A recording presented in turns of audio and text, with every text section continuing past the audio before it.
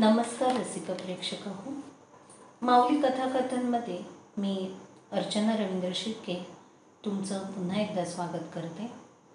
आपण ऐकत आहोत दगडीवाडा भाग 30.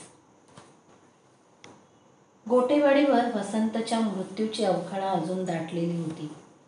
मृत्यूची विधी उरकल्यानंतर दुसऱ्या दिवशी राख सावळून जेव्हा भिकुनाना आड्याकडे पारंबीला निघाला तेव्हा मारुतीनं त्याच्याजवळ भागीनाथला बैलगाडी, बकुळी, झोंबऱ्या आणि बरोबर नेलेला संसार घेऊन वाडीला निघून यायचं सांगितलं.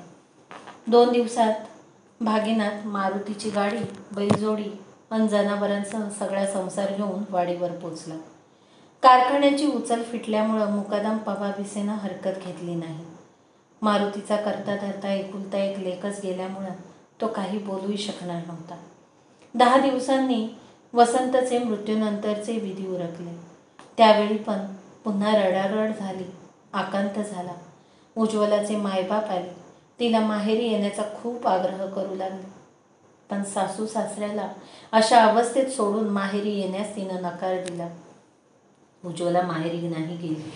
मारुती, जाई आणि उज्ज्वला कोणी कोणाशी बोलत नव्हतं. अबोलपणे संथ गतीनं सारं सुरू होतं. वसंत गेल्यामुळं मायबापाच्या हृदयाला भगदाड पडलं होतं. मारुतीला विशीतल्या तरण्या बाण सुनेच्या मोकळ्या फटांग कपाळाकडं पाहूसुद्धा वाटत नव्हतं. उज्ज्वलाचं तर जणू आयुष्यच उद्ध्वस्त झालं होतं. संसाराचा पट अजून नीट बसला बी नव्हता आणि नशिबी वैधव्य आलं. पोटातला गोळा वाढत होता. पोटातल्या बाळाचं आता कोणालाच अप्रूप उरलं नव्हतं उज्ज्वलाशिवाय. तिच्या ओटीत वाढणारी ती वसंत आणि तिच्या मिलनाची एकमेव निशाणी होती. वासनांनी वखवकलेल्या बाजारात या एकुलते एक निशाणीच्या आधारानं आपणाला अख्खं आयुष्य कंठता येईल का, हा यक्ष प्रश्न तिच्यापुढे ठाण मांडून बसला होता. तिला 7वा महिना लागला होता. उज्ज्वलाने वसंतच्या लग्नाला फक्त 14च महिने झाले होते. तिच्या नशिबी आता अनेक वर्षाचा वनवास आला होता. नावाडी नसलेली तिच्या आयुष्याची नौका कुठं जाणार हे उज्ज्वलाला बी माहीत नव्हतं. पुढचं आयुष्य अंधकारमय वाटत होतं. तिला रात्रभर झोप लागत नव्हती. वसंतची आठवण झाली की ती रात्रीच उठून रडत बसे. जीवाला मोठा घोर लागला होता. घरात चैतन्य वाटत नव्हतं. त्यांच्या घराकडं सुखानं जणू अचानक पाठच फिरवली होती. उज्ज्वलाला तिच्या नशिबानं शिलावरच्या संकटातून अलगद वाचविलं, परंतु वैधव्याच्या खाईत कठोरपणे ढकलून दिलं होतं. महिनाभरात उज्ज्वला मारुतीच्या आग्रहाखातर अंगणवाडीत जाऊ लागली. मारुतीला वाटलं पोरीचं मन मुलांना शिकविण्यात तेवढाच काही वेळ तरी रमत. उज्ज्वलाचं आता अगोदरच्या सारखं राहिलं नव्हतं. नटणं थटणं तर दूरच, आता नटायचं तरी कशासाठी आणि कोणासाठी, कोणाला दाखवायचा तो थाट. ती अगदीच साधी राहू लागली. सुबानाची बायको रखमा आणि भागीनाथची बायको सुनंदानं एका दिवशी पहाटेच वाडी सोडली. दोघीजणी पितळेवाडीला पायी चालत गेल्या. पितळेवाडी म्हणजे सुनंदाचं माहेर. रखमाची नात पूर्वा अजून पितळेवाडीतच राहत होती. पत्रकारांचा, पोलिसांचा आणि कोर्टाचा ससेमिरा आकारण पोरींच्या मागं नको आणि घटनेमध्ये त्यांचं पण नाव यायला नको म्हणून तिला सुनंदाच्या माहेरीच ठेवलं होतं. जोडीला सुनंदाची बहीण अनिता पण होती. रखमा आणि सुनंदा दोन्ही पोरींच्या ओटीकडं अधूनमधून सारखं पाहत होत्या. त्यांच्या मनात भीतीचं सावट दाटलं होतं. जीवाला चिंता लागली होती. रखमा आणि सुनंदानं दोन्ही पोरींना बरोबर घेतलं. बस धरली आणि अमृतनगर गाठलं. रखमाच्या चुलत भावाचं साडू अमृतनगरला मोठा अस्थिसर्जन डॉक्टर होता. त्याच्या ओळखीच्या गर्भ आणि प्रसूती तज्ज्ञ महिला डॉक्टरची अपॉइंटमेंट घेऊन रखमा आणि सुनंदा पूर्वा व अनिताला घेऊन तिच्याकडे गेल्या. अस्थिसर्जन डॉक्टरनं महिला डॉक्टरला अगोदरच सगळी माहिती दिली होती. दोन्ही मुलींच्या रक्त तपासणी, मूत्र तपासणी, सोनोग्राफीसह सगळ्या चाचण्या करण्यात आल्या. डॉक्टरबाईंनी दोन्ही मुलींना काही प्रश्न विचारले. केस पेपरवर त्यांची नोंद केली. आपल्या सगळ्या तपासण्या का केल्या जातात हे मुलींना काहीच कळत नव्हतं.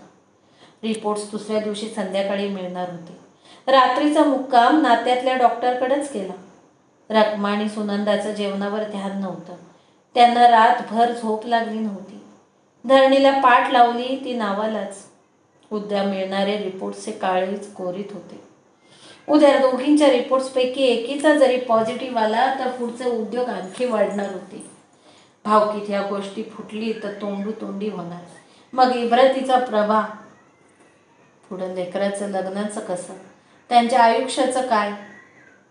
दुसऱ्या दिवशी रखमान सुनंदाला प्रसूती तज्ज्ञ महिला डॉक्टरकडे पाठविण्याऐवजी रखमाच्या नात्यातल्या डॉक्टरनं त्यांच्याच कंपाऊंडरला पाठवून सगळे रिपोर्ट्स मागवून घेतले. रखमान सुनंदा एकीकडे रिपोर्ट्सचं रिडिंग्स ऐकण्यास सधीर होत होत्या, तर दुसरीकडे मनात प्रचंड धाकधूक होती. सुदैवानं दोन्ही पोरींच्या गर्भधारणेविषयीचे रिपोर्ट्स निगेटिव्ह आल्याचं डॉक्टरनं सांगताच रखमान सुनंदाच्या डोळ्यातून खळकन आसवं निखळले. दोघींच्याही जीव भांड्यात पडला. मनाचा मोठा घोर क्षणात मिटला. दगडी वाड्यातल्या सुंदरा म्हातारीनं आणि वाडीतल्या दगा म्हातारीनं अंथरूण धरलं होतं. घडलेल्या घटनेचा त्यांच्या मनावर मोठ्याने खोलवर आघात झाला होता. तशा सगळ्याच पीडित महिला मनातून फाटल्या होत्या. आला दिवस ढकलून आयुष्य संपवायचं आणि जीवाला मरणाच्या हवाली करायचं असा विचार करून सगळ्या बायका जगायचं म्हणून जगत होत्या. बायकांच्या बोलण्यातला विनोद, हसणं, खेळकरण, खोडकरपणा त्यांच्या स्वभावातून हद्दपार झाला होता. वाडीत रात्रंदिवस तणावपूर्ण वातावरण होतं. वसंतचे मरणोत्तर विधी झाल्यानंतर महिन्याच्या आत एका रात्री सुभानाची आई सुंदराबाईनं जीव सोडला. दरोड्याच्या रात्री म्हातारीवर बलात्कार झाल्यापासून ती दिवसेंदिवस खंगतच गेली. त्या रात्रीपासून तिला जगणं नकोसं झालं होतं. तिनं जेवण कमी केलं, अंथरूण धरलं आणि जणू आपणहून तिनं मरणाला कवळी घातली. गोटीवाडीच्या वाड्यातल्या सुंदराबाईच्या मृत्यूची बातमी आकुर्डीने तिथून वाऱ्यासारखी मुंबईभर, राज्यभर पसरली. वृत्तपत्रे आणि स्क्रीन माध्यमांनी बातमी उचलूनच धरली. गोटेवाडीतील अत्याचारित महिलातील पहिला बळी. राज्यातील प्रमुख वृत्तपत्रात पहिल्या किंवा दुसऱ्या पानावर बातमी झळकली. प्रकरणानं पुन्हा पेट घेतला. विरोधी पक्ष आणि सामाजिक कार्यकर्त्यांनी पुन्हा रान उठवलं. विधानसभा आणि विधान परिषदेत गोटेवाडी प्रकरण गरजू लागलं आणि अशातच विरोधी पक्षाच्या महिला आघाडीच्या अध्यक्षा आमदार मिलन मोरे यांनी अमृतनगर जिल्ह्यात सरकारचं लक्ष वेधण्यासाठी एक भव्य महिला मोर्चा काढणार असल्याचं जाहीर केलं. तारीख ठरली. कामगार दिन 1 मे. पक्षाचे स्थानिक कार्यकर्ते कामाला लागले. बैठका होऊ लागल्या. मोर्चाची आखणी केली जाऊ लागली. सर्व वृत्तपत्रे आणि स्क्रीन माध्यमांना आगाऊ कळविण्यात आलं. पोलीस परवानगी घेण्यात आली. इतर विरोधी पक्षांनी आणि अनेक सामाजिक संस्थांनी मोर्चाला पाठिंबा जाहीर केला. जिल्ह्याच्या प्रमुख नाक्यांवर फलकं झळकू लागली. गोटेवाडीतील महिलांना न्याय मिळणार आणि तो मिळालाच पाहिजे. सुंदराबाईचं बलिदान व्यर्थ जाऊ देणार नाही. निष्क्रिय राज्य सरकारचा निषेध निषेध निषेध. हे सरकार बेदरकार अशा घोषणांची फलकं झळकत होती. मोर्चाची तारीख जसजशी जवळ येऊ लागली तशीच अमृतनगरचं राजकीय आणि सामाजिक वातावरण तापू लागलं. गोटेवाडी दरोडा प्रकरणी दरोडेखोरांना पकडण्याचं श्रेय घेण्यासाठी आकुर्डी आणि हसनाबाद तालुक्यातील पोलिसांची चढावड लागली. अजून त्यांच्या हाताशी ठोस असं काहीच मिळालं नव्हतं. त्यांच्या रिपोर्ट्समुळे एकदा गृहमंत्री मीडियासमोर तोंडघशी पडले होते. जिल्ह्याचं मध्यवर्ती ठिकाण म्हणजे संभाजी चौक. या चौकात असलेल्या डॉक्टर बाबासाहेब आंबेडकर यांच्या पुतळ्याला हार घालून मोर्चाला सुरुवात होणार. 3 बत्ती चौकातून पुढे मार्केट रोडमार्गे मोर्चा कलेक्टर कचेरीवर जाणार होता. कचेरीसमोरील मैदानात नेते मंडळींची मार्गदर्शनपर भाषणं होणार होती. पवना आणि आकुर्डी तालुक्यातल्या जास्तीत जास्त नागरिकांना मोर्चाला बोलविण्यात येणार होतं. त्यासाठी पक्षाचे कार्यकर्ते राबत होते. पक्षाकडून मोर्चाला शक्य तेवढं भव्य स्वरूप दिलं जाणार होतं. गोटेवाडीतल्या अत्याचारित महिलांनाही आणलं जाणार होतं. गोटेवाडीचा खटला स्थानिक पोलिसांकडून काढून तो CBIकडे देण्यात यावा यासाठी सरकारवर दबाव आणला जाणार होता.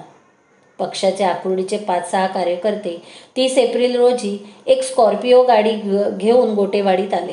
वाडीतल्या पीडित महिलांना भेटले. दगडी वाड्यात गेले. सुबाना आणि रखमाला भेटले. त्यांचं सांत्वन केलं. त्यानंतर मारुतीच्या घरी आले. काय झालं, कसं झालं, कोणी मदत केली का, काही मदत हवी आहे का, विचारपूस केली. मारुती जाई आणि उज्ज्वलाचं सांत्वन केलं. उद्या अमृतनगरला मोठ्या मोर्चाचं आयोजन केलं आहे, हे तुम्हाला कळलंच असेल. गोटेवाडीत दरोडा घालणाऱ्या गुंडांना लवकरात लवकर आणि जास्तीत जास्त शिक्षा झाली पाहिजे आणि आपल्या बायांना न्याय मिळाला पाहिजे, त्याच्यासाठी हा मोर्चा आहे. तुम्ही सगळ्यांनी आलंच पाहिजे. तुम्हाला घ्यायला आणि परत आणून सोडायला आमच्या गाड्या येतील, त्याची काळजी करू नका. मिलन मॅडम मोर्चाला येणार आहेत, त्यामुळे तुम्ही आलंच पाहिजे. एका प्रमुख कार्यकर्त्यानं वाडीतल्या बायकांना आणि माणसांना समजून सांगितलं. मॅडम येणार म्हणल्यावर काही बाया मोर्चाला येण्यास लागलीच तयार झाला. 1 मे कामगार दिन, जगभरातल्या कामगारांच्या नावानं साजरा केला जाणारा दिवस. सुट्टीचा दिवस असूनही अमृतनगर शहराचे रस्ते माणसांनी आणि वाहनांनी गजबजलेलं होतं.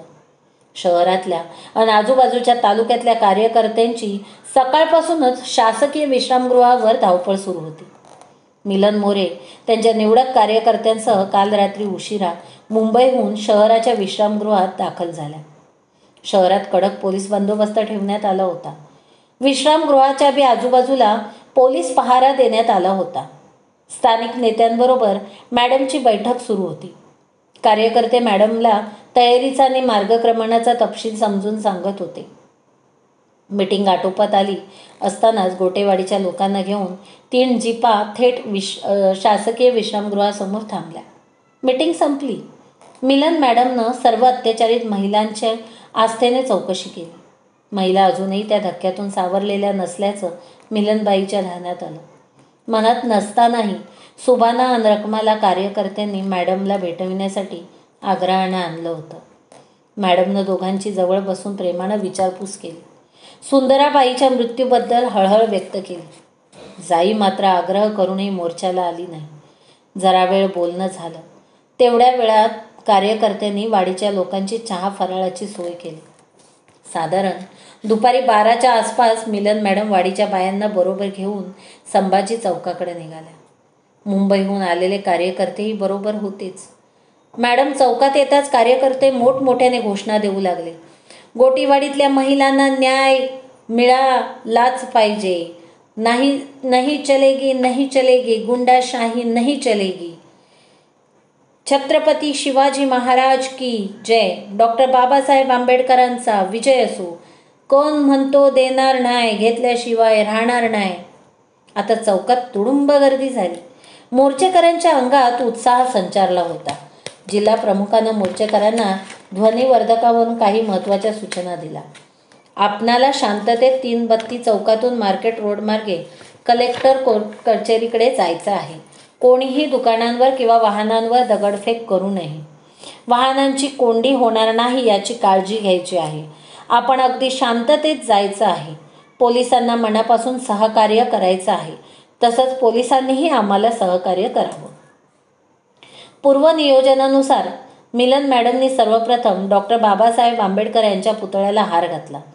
इतर नेत्यांनी फुलं वाहिली. घोषणांच्या दणक्यानं मोर्चाला सुरुवात झाली. ग्रामपंचायत मेंबर अरुण केशव आणि भास्कर ऊसतोडीच्या कामाला खाडा करून मोर्चासाठी अमृतनगरला आले होते. मिलन मॅडमच्या नेतृत्वाखाली मोर्चा कलेक्टर कचेरीच्या दिशेनं निघाला. गोटेवाडीतून आलेले तुकाराम, सुभाना, बागीनाथ, सदाबाबा, वामनबाबा हे पुरुष नि सुरेखा, सुनंदा, सविता, सुवर्णा, रखमा या अत्याचारित महिला आणि त्यांच्याबरोबर आलेले पुरुष मोर्चाच्या अग्रभागी मिलन मॅडम आणि इतर प्रमुख नेत्यांबरोबर चालत होते. काहींच्या हातात बॅनर होते तर काहींच्या हातात पक्षाचे झेंडे. सारं शहर घोषणांनी दुमदुमत होतं. जवळपास 1.5 तासाने मोर्चा कलेक्टर कचेरीच्या आवारात पोचला. प्रमुख कार्यकर्ते, अत्याचारित महिला आणि मिलन मॅडम मंचावर आसनस्थ झाले. मोर्चाचं रूपांतर सभेत झालं. जिल्हा प्रमुख अतुल मुळेनं प्रस्तावित केलं. 2 महिला आणि 1 पुरुष नेत्यांची भाषणं झाली. शेवटी मिलन मोरे बोलण्यासाठी उभ्या राहिल्या. जमलेल्या माझ्या सर्व माता भगिनींनो आणि मित्रांनो, सर्वप्रथम आपणा सर्वांना कामगार दिनाच्या मनपूर्वक शुभेच्छा. मी शुभेच्छा देते राज्यातल्या ह्या सरकारलाही. शुभेच्छा ह्याच्याकरिता की त्यांनी गोर गरीब पीडित जनतेवर होणारे अन्याय अत्याचार दूर करण्यासाठी सुबुद्धी मिळो. आपणाला ह्या सरकारकडून सरकारने आमच्यावर रस्त्यावर उतरण्याची जी वेळ आणली आहे त्याच्यासाठी हे राज्य कोणाचं आहे? मंत्र्यांचं आहे की गुंडांचं आहे की दरोडेखोरांचं? सरकारचं की टोळी माफियांचं? या सरकारच्या राज्यात गरीब माणसांनी जगायचं तरी कसं? आज गोटेवाडीच्या दरोड्याची आणि महिलांवरील अत्याचाराची घटना घडून 3 महिने होत आले तरी सरकारकडून आरोपपत्र दाखल करण्यात आलं नाही. ह्यांच्याकडून अजून काही आरोपी पकडले जात नाही. ह्यांचे गृह खाते आणि पोलीस काय करतायत? कोणाच्या दबावाखाली काम करतायत पोलीस? आपणाला या सरकारकडून ही उत्तरं हवी आहेत. सरकारने हा तपास पोलिसांच्या हातून काढून तो CBIकडे द्यावा. आता आमचा पोलिसांवर विश्वास राहिलेला नाही, कारण आम्हाला शंका वाटते की ते कोणाच्या दबावाखाली काम करत नाहीत ना. संबंधित मंत्र्यांकडून फक्त पोकळ आश्वासनं दिली जातात. आता ही दिशाभूल बस झाली. आम्हाला रिझल्ट हवा आहे. सरकारने लवकरात लवकर आरोपींवर आरोपपत्र दाखल करून त्यांना कडक शिक्षा मिळण्याची व्यवस्था केलीच पाहिजे. त्याशिवाय आम्ही स्वस्थ बसणार नाही. हे सरकार फक्त नावापुरतेच महापुरुषांची नावं घेत नसतं, पण त्यांचा आदर्श आणि त्यांचे ध्येय नजरेसमोर ठेवून जनतेला न्याय देत नाही. ही मोठी खेदाची गोष्ट आहे. अमृतनगरमध्ये काढलेला हा मोर्चा म्हणजे ही नांदी आहे. वेळीच सरकारने पुढची पावलं उचलली नाहीत तर असेच मोर्चे राज्यातल्या प्रत्येक शहरामध्ये काढले जातील आणि वेळ आलीच तर आम्ही ह्या सरकारच्या मंत्र्यांना आणि त्यांच्या गाड्यांना कोणत्याही जिल्ह्यात फटकू देणार नाही. मग कायदा व सुव्यवस्थेचा प्रश्न निर्माण झाल्यास त्याला सर्वस्वी हे सरकारच जबाबदार असेल. अत्याचारित महिलांना न्याय मिळावा म्हणून आम्हाला मोर्चा काढावा लागतो, हीच या शासनासाठी शरमेची आणि नामुष्कीची बाब आहे. मी या सरकारला नम्रपणे परंतु निक्षून सांगून इच्छिते की गोटेवाडीतल्या महिलांना लवकरात लवकर न्याय द्या आणि वाडीच्या ज्या काही मागण्या असतील त्यांनाही त्यांनी लवकरात लवकर पूर्ण कराव्या. आमच्या सहनशीलतेचा अंत पाहू नका. माय भगिनींनो आणि मित्रांनो, ही भाषण जोडण्याची वेळ आणि जागा नाही आहे. आपण मला शांतपणे ऐकून घेतलं त्याबद्दल आपले सर्वांचे आभार मानून मी इथेच थांबते. नमस्कार. जय हिंद. कलेक्टर कचेरीला कामगार दिनाची सुट्टी असूनही मोर्चा असल्यामुळं जिल्हाधिकाऱ्यांना त्यांच्या स्टाफसह कार्यालयात यावं लागलं. कलेक्टरला देण्यात येणारं निवेदन अगोदरच तयार करण्यात आलं होतं. मिलन मॅडमसह काही प्रमुख नेत्यांनी त्यावर सह्या केल्या. निवेदनात लिहिलेलं होतं, गोटेवाडीच्या प्रकरणाचा तपास पोलिसांकडून काढून तो तत्काळ CBIकडे देण्यात यावा. गोटेवाडीचं शासनाच्या माध्यमातून सर्व सोयींचं पुनर्वसन करण्यात यावं. गोटेवाडीत पाण्याची आणि विद्युत पुरवठ्याची कायमस्वरूपी सोय करण्यात यावी. गोटेवाडीतील महिलांना शासनाकडून जीवितासाठी अर्थार्जनाची सोय करण्यात यावी. गोटेवाडीत एक कायमस्वरूपी पोलीस बीट उभारण्यात यावं. गोटेवाडीतील प्रकरणाचा खटला फास्ट ट्रॅकवर आणि इन कॅमेरा घेण्यात यावा. मिलन मोरेसह प्रमुख कार्यकर्ते जिल्हाधिकाऱ्यांच्या कार्यालयात गेले. कलेक्टर महोदयांनी शिष्टमंडळाचं स्वागत केलं. शिष्टमंडळानं कलेक्टर साहेबांना निवेदन केलं. वृत्तपत्र प्रतिनिधींचे कॅमेरे लकाकले आणि मोर्चाची सांगता झाली. मोर्चेकरी आपापल्या गावाकडे पांगले. अमृतनगरमध्ये निघालेल्या महिलांच्या मोर्चाची दखल सर्व माध्यमांनी घेतली. दुसऱ्या दिवशी राज्यातल्या सगळ्या वृत्तपत्रांमध्ये आणि सर्व चॅनल्सच्या बातम्यांमध्ये मोर्चाचे वृत्तांकन दाखवले गेले. पोलीस खात्यावर आरोप केले गेले. सरकार अस्वस्थ झालं. ज्येष्ठ महिला आणि पुरुष सामाजिक कार्यकर्त्यांची मतं आजमाविण्यात आली. त्यांनी तीव्र शब्दात खंत व्यक्त केली. विरोधी पक्षप्रमुख आमदार नरेंद्र राणे यांनी सरकारवर चांगलंच तोंडसुख घेतलं. सरकारवरचा दबाव आणखीनच वाढला. मुख्यमंत्री आणि गृहमंत्र्यांची महत्त्वाची बैठक झाली. गृहमंत्र्यांच्या सचिवांबरोबर आणि पोलीस अधिकाऱ्यांबरोबर बैठका होऊ लागल्या. सचिवांची आणि अधिकाऱ्याची धावपळ वाढली. आदेश निघू लागले. फोन घणानू लागले. लाल पिवळ्या दिव्यांच्या सरकारी गाड्या अमृतनगरकडे धावू लागल्या. चक्र फिरली. गृहमंत्र्यांचा आदेश निघाला. तो आदेश सील बंद करून रातोरात संबंधित अधिकाऱ्यांच्या हाती पोहोचविला गेला. गोटेवाडी दरोडा आणि बलात्कार प्रकरणाचा तपास पोलीस खात्याकडून काढून राज्य गुन्हे अन्वेष SIT विभागाकडे देण्यात आली.